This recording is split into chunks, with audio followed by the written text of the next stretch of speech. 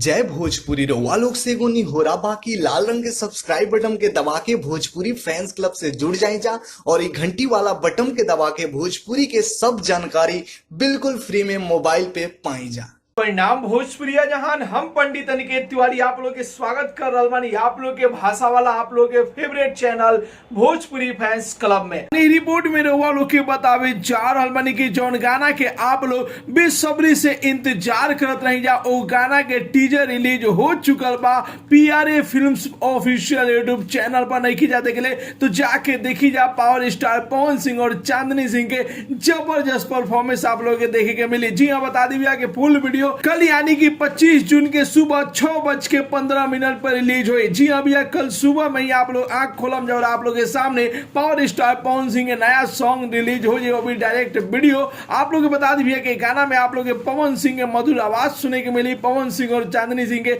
जबरदस्त परफॉर्मेंस देने के मिली। गाना के लिखने वाले प्रिंस प्रियदर्शी, म्यूजिक दिल वाले प्रियांशु सिंह और ये गाना के वीडियो डायरेक्टर वाले ऋषि सम्राट जी। और ये गाना जो कि PRA films official YouTube channel पर रिलीज हो जाए और जितना भी आप लोग स्क्रीन पर सीन देख रहे बन जाए सब कुछ जो कि हम टीजर से लेके आयल बानी नहीं की जा देख ले टीजर तो आप लोग जाके देख सकते हैं जा PRA films official YouTube channel पर। यदि देख ले बन जा तो भैया आप लोग के टीजर कैसा लागल बा अपन राय जरूर ही कमेंट बॉक्स में बताई जा और साथ ही साथ वीडियो के ज्यादा से ज्यादा लाइक करी जा, ज्यादा से ज्यादा शेयर करी जा और भोजपुरी जगत के हर छोट बड़ न्यूज जाने खातिर अपन भाषा वाला चैनल भोजपुरी फैंस क्लब के जरूर ही सब्सक्राइब कर लीजा। मिलता नहीं भैया अगला वीडियो में एक नया न्यूज के साथ है, तब तक के लिए बाय बाय, टेक केयर, जय भोजपुरी।